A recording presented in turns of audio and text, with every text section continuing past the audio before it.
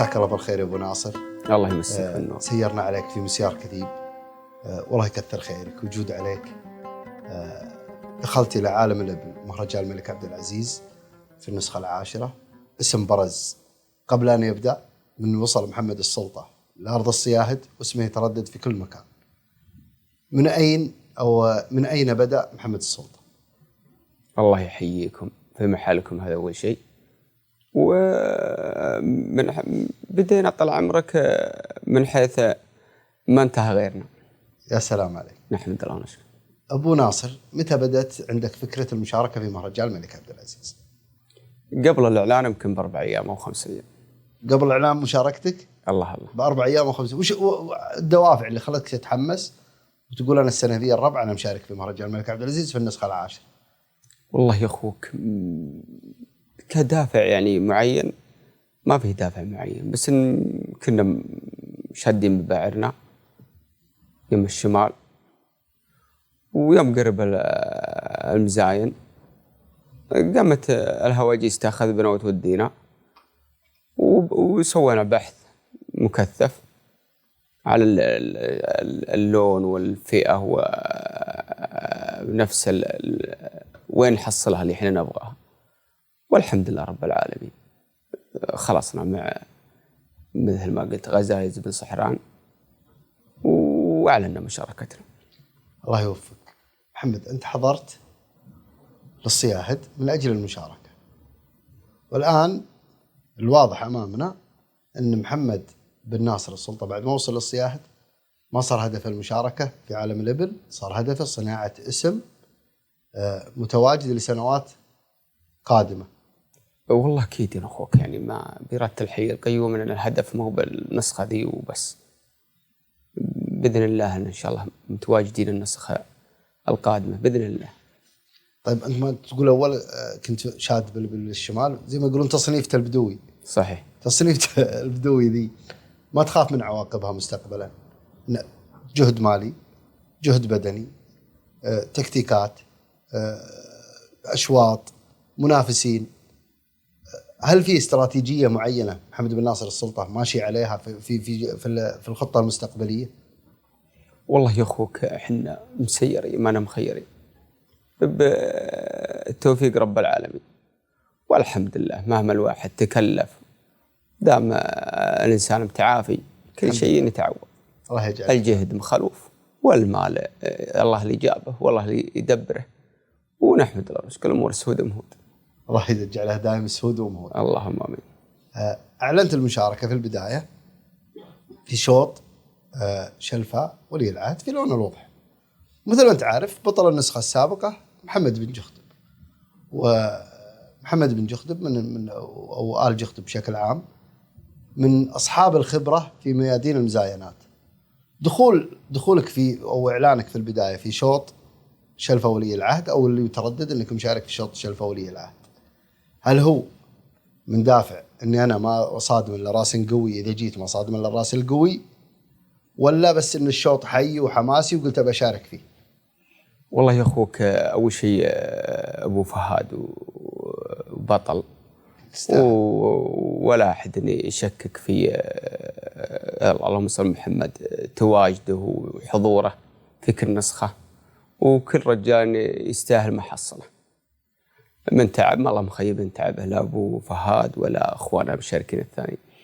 ومن ناحية أني أنا متحدد الشوط هذا، حنا الشوط هذا شوط حماسي، واللي أنا بشتري منه كان هدفه بن صحران، كان هدفه الشوط هذا الشلفة، وحنا دخلنا وشرينا من قية بن صحران، بعدين شرينا من التويجري، بعدين شرينا بكارن ثانية بعضها أعلناها وبعضها ما احتفظنا بالإعلان. يعني ربي لك الحمد الحين عندنا العدد يتعدى الشلفة ما شاء الله. صرنا بين أخذ وعطاء، يا الشلفة يا سيف الملك، بس برادة الحي القيوم الشوط اللي احنا بنكون جاهزين فيه على كمل وجه بالشيء اللي يرضينا ويرضي جمهورنا بنشارك فيه. يعني الآن فيه تردد في المشاركة ما بين الشلفة وبين شوط سيف الملك. إلى الآن نشوف الأكثر جاهزية. الأكثر جاهزية بنشارك فيه. في حال أن محمد بن جخدب أعلن مشاركته في شلفة ولي العهد، وأبو ناصر قال لا أنا بشارك في سيف الملك، مضبوط، ما تخاف من ردة فعل الجمهور أن يحسبها عليك انسحاب من الشلفة وظهورك لسيف الملك عشان ما تتصادم مع قوة بن جخدب؟ شوف، أنا ما جيت أشارك عشان شخص معين. يعني ما جيت أقول والله فلان الفلاني إذا شارك أنا بجي معه في الشوط فلان. إحنا ما بيننا وبين أحد شيء، كلهم إخواننا وكلهم ولا علينا. والشوط اللي إحنا بنجهز له نبي نحضر فيه يكون فيه ليكون. لو السعودية كلها موجودة مرحبا ومرحبا. لا ربك الحمد، لأن متحاقرين أحد ولا بهايبين أحد. هذا الكلام. نعم. لأن المقصد من سؤال إن هالديربيات اللي تصير في الأشواط هي حماس الأشواط. صحيح. تمام. فأنت أقول لك أنت تتخيل لو ديربي محمد السلطة ومثلا بن جخدب في شوط الشلفة بيكون ديربي ناري. لو بيكون ديربي كذلك بين الموسى ومحمد السلطة في سيف الملك أيضا بيكون ديربي قوي. تمام. صحيح. كلها زي ما يقولون زي الديربيات. فهذه هي اللي تعطي الأشواط حماس وقوة، اللي هي المنافسة الشريفة. صحيح. وأنتم في الأول والأخير كلكم أبطال. من حضر في أرض الصياهد احنا نرى أنه بطل، سواء بفردي سواء بجمل سواء بشوط الرؤية اللي نبي نتكلم فيه، شوط الرؤية الحين. كلكم والله أبطال يا أبو ناصر. شوف أخوي، ما في شوط ضعيف والله، ما في شوط. جميع الألوان وجميع الفئات وجميع الفردي والجل والمفاريد والجمل، ما في شوط ضعيف، لأنك أنت صفوة ابن المملكة كلها. يا سلام. وصفوة ابن الخليج تتنافس. يعني ما في منافسة بتكون سهلة على شخص معين. لا، جميع الأشواط حماسية، بس عاد كل شخص وحضوره وقوته. أنا قوتي في الشوط الفلاني، أنا قوتي في الشوط الفلاني. هذا اللي يخلي المشارك يحدد أي شوط. ولا ما في شوط ضعيف والله، أنا ما أشوف في شوط ضعيف. مهما في جميع المهرجان ما في شوط ضعيف. أكيد احنا شفنا مشاركتك ونبارك لك طبعا. الله يبارك. زي ما يقولون هاتريك في دق الوضح. نحمد الله. الأول والثاني والثالث طبعا مشتريات كلها، وكانت المشتريات قبل المشاركة بفترة قصيرة. صحيح. أعلنت وقتها في قناة الصحراء أن محمد بن ناصر السلطة ما له وكيله الله سبحانه وتعالى. صحيح. أنا ما أقول من هو وكيلك، أقول من هو مستشارك في المشتريات. والله يا أخوك، إذا بكذب عليك إذا قلت لي مستشار ولا قلت لك لي وكيل. أنا يجيني ذكر. يا سلام عليك. يجيني ذكر مثل طال عمرك يدق علي لحية غانمة،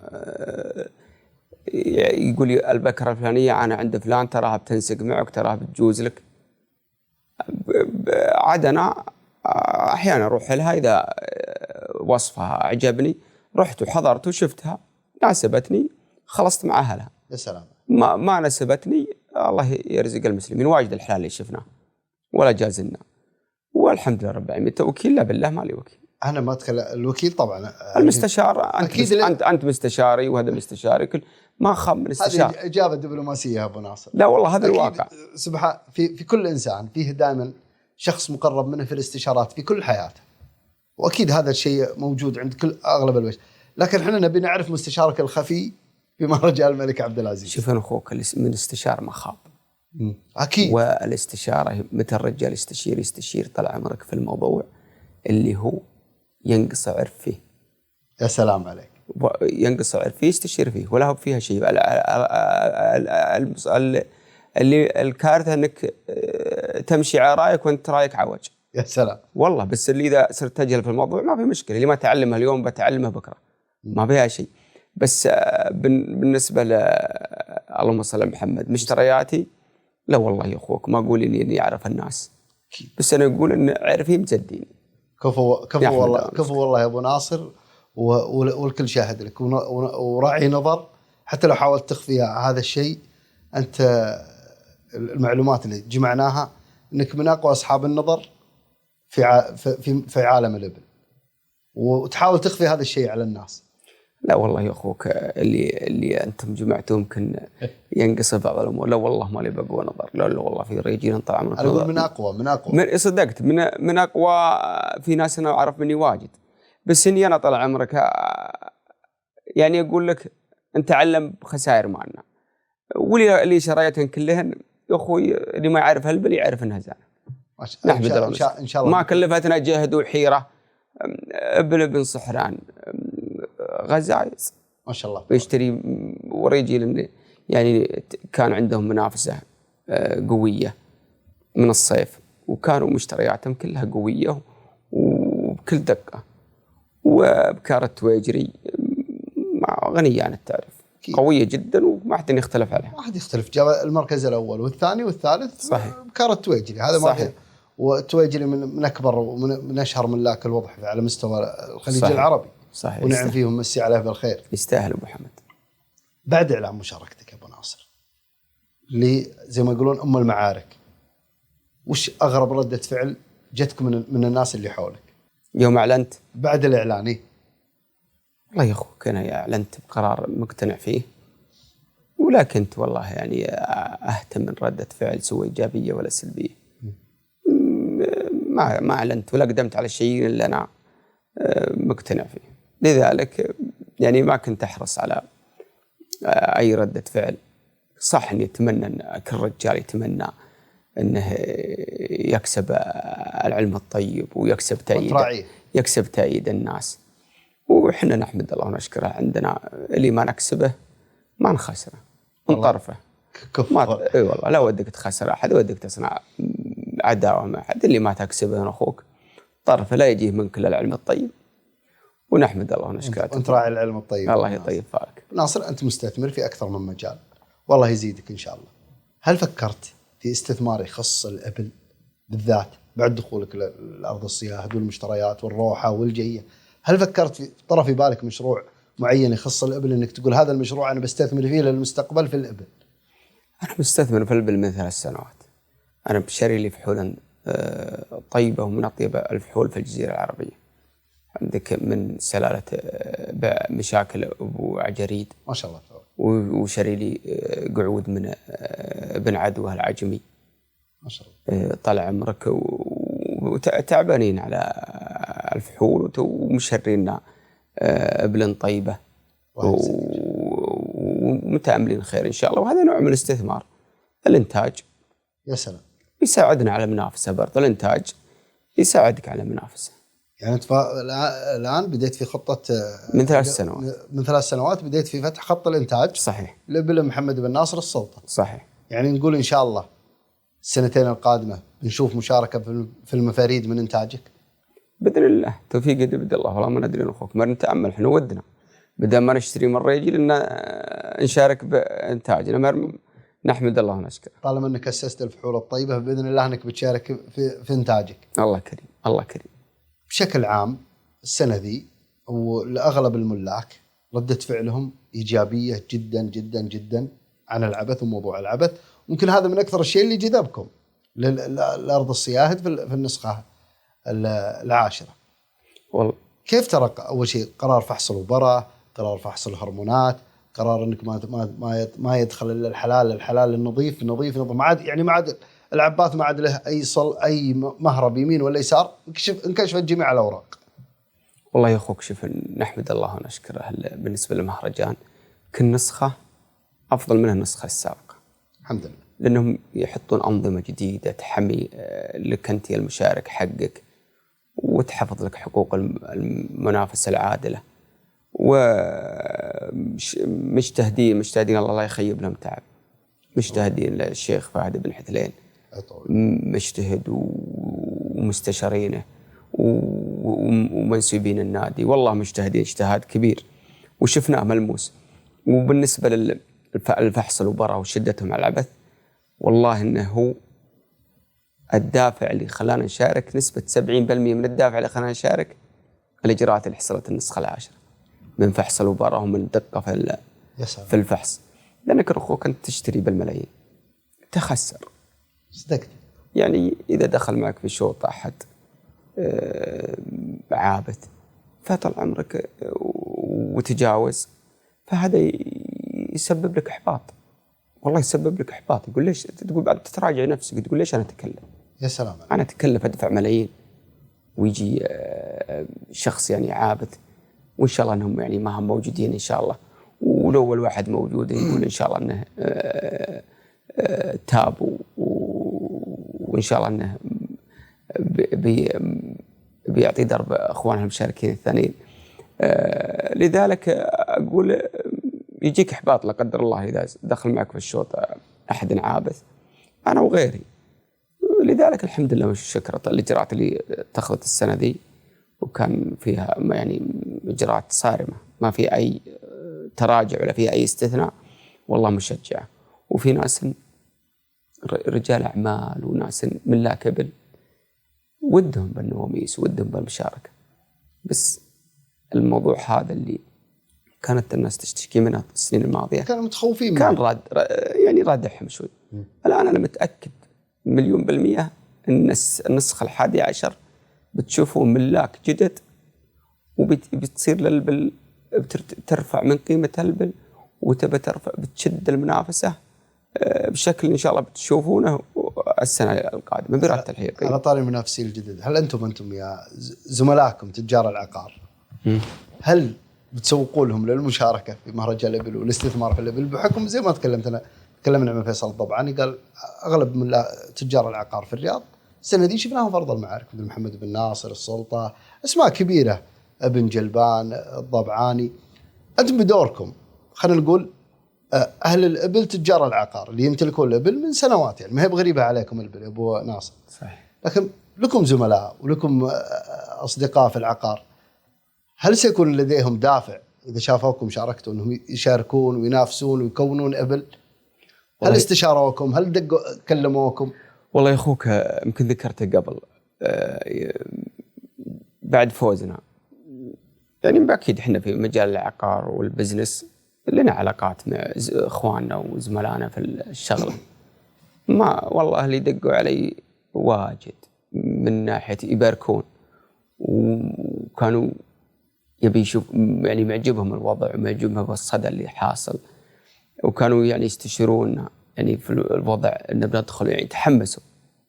الواحد وش يبي غير اللهم صل على محمد الذكر الطيب ومعارف الرجال فيها يعني على الرجال في حياته كلها بيتعرف على الرجال ما يخالف وجه طلق مع جميع المجالات بس مجال البل تزيد معرفتك ما ننكر الشيء ذا تزيد معرفتك وتزيد معرفة الرجال بك وتطلع بصورتك اللي شخصيتك اللي الناس يمكن بعضهم ما يعرفها. صدقت.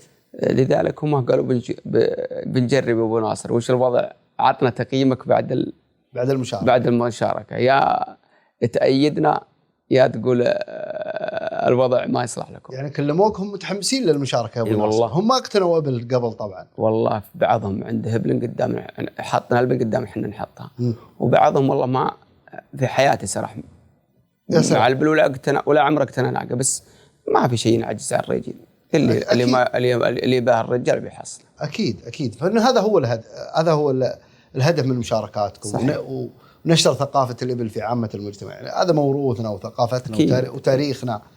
زي ما قلت بعض الناس أصلا يوم يشوف أحد مشتري ناقة مبالغ مليونية يقول يا أخي أروح أشتري لي بلكة ولا أشتري لي ناقة صح ولا لا؟ صحيح. إيه زي بعضهم يقول أنا طبعا يقول أنا تركت صفقة عقارية ب42 مليون عشان أشتري لي بكار.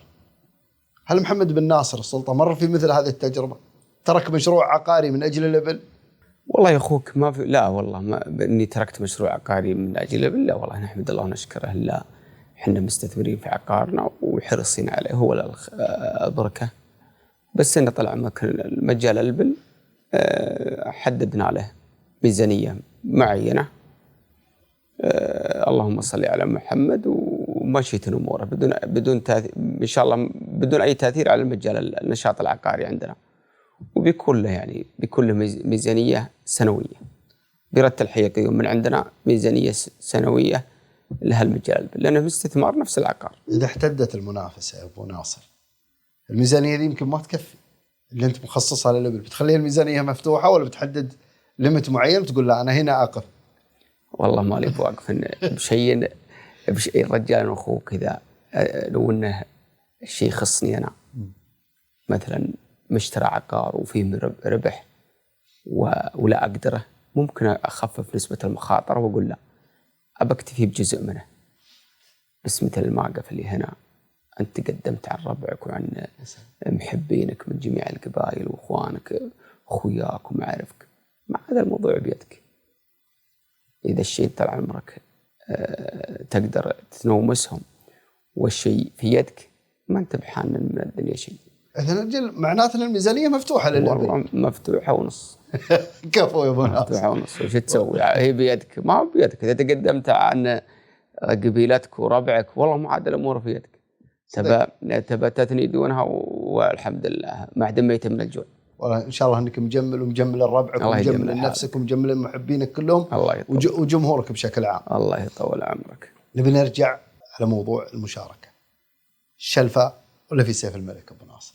يتحدد ان شاء الله خلال ال5 ايام القادمه. احنا ودنا انه يتحدد حصري لنا. ما اقدر والله ناخذ. ودي اللي تبونه، بس ما ودي اعطيك معلومه مغلوطه بعدين يجي غيرها. الجمهور حار. الجمهور يهمنا امره، ولو نعطيها للمصداقيه ما نعطيها الشيء الثبات. لذلك ان شاء الله خلال ال5 ايام القادمه بيتحدد الموضوع برد الحقيقي باذن الله. الله يوفقك. الله يجزاك ابو ناصر. وللامانه الحديث معك لا يمل، لكن انت زي مثل ما ضيوفك على الفراش ومجلسك عامر واخذنا من وقتك كثير. لكن ختاما الوهج الاعلامي لمهرجان الملك عبد العزيز كيف ترى بشكل عام؟ يعني وصولك اعلاميا من خلال مهرجان الملك عبد العزيز، هل هو سريع الوصول؟ هل هو سريع الوصول في مجال الإبل؟ هل هو سريع الوصول لعامة الشعب؟ والله شوف يا اخوك، جمهور الإبل ما في مثله في أي مجال. حتى جمهور كرة القدم؟ والله ولا كرة القدم ولا غيرها. الإبل أقوى إعلام. الإبل أقوى إعلام. الحين شوف، والدليل اخوان الرياضه ما نجوز عنها، احنا روحنا رياضيه وقلنا نشجعنا بعض الانديه ونشجع الحمد لله. بس شوف بعض اللهم صل على محمد اعضاء النوادي، نقول اعضاء، اترك رئيس النادي اكيد بيكون معروف، بس الداعمين ولا الداعمين لبعض الانديه يمكن ما يعرفه الا فئه قليله. بس شوف لك واحد يشتري له بكره كل ثلثين المملكة تعرف. أنت تؤمن أن إعلام الإبل وجمهور الإبل أقوى؟ أنا أقول في نظرتي، ما أدري هي صايبة ولا مخطئة، بس في نظرتي وعلى ما أشوفه ما في زي إعلام الإبل. على طاري الروح الرياضية ومشاجرة، أنت هلالي ولا نصراوي؟ أنا هلالي. لا والله هلال. ما تخاف أن جمهور النصر من جمهور السلطة يزعلون عليك؟ هذاك مجالهم مجال. أنا أخواني في البيت نصهم نصروي. إذا جمهور النصر يشفع لهم أخواني. الله يوفقك أبو ناصر. شكرا لك. الله يعطيك العافية وما قصرت. الله يحفظك ولا يهينكم.